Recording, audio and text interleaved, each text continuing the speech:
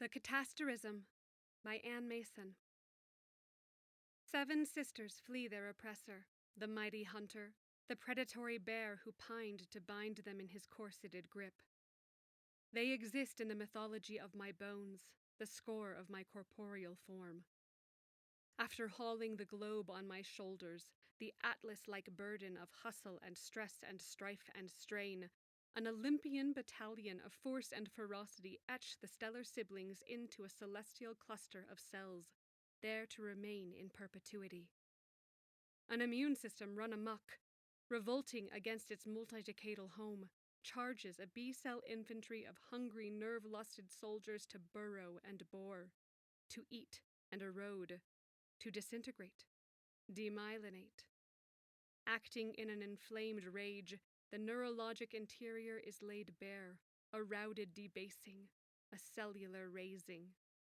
As they advance from one battleground to the next, a devastation of hyperintensities are left in their stead, neuronal scarring that the doctors refer to as black holes.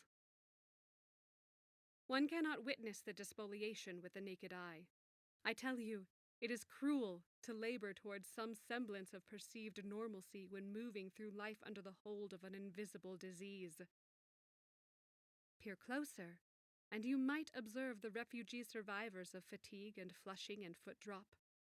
But you will never lay eyes on the burning, blurring, pricking, tingling, slashing, sleeping, waking, chilling, vibrating frostburn pins and needles of constant chronic pain, of the medicalese hypersensitivity, of spasticity and ocular degeneration. Encase me in a capsuled magnet, glide me through the humming, clanging contraption, and the inner galaxy of a diseased central nervous system comes into view.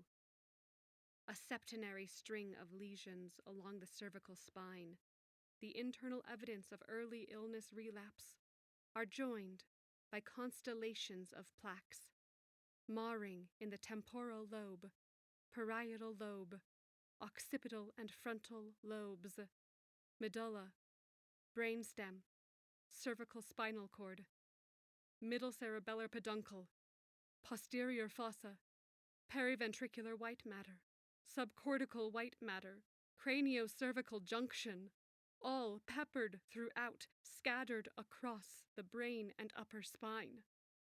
More scleroses than one can comprehend, more wreckage, more rubble, more ruin.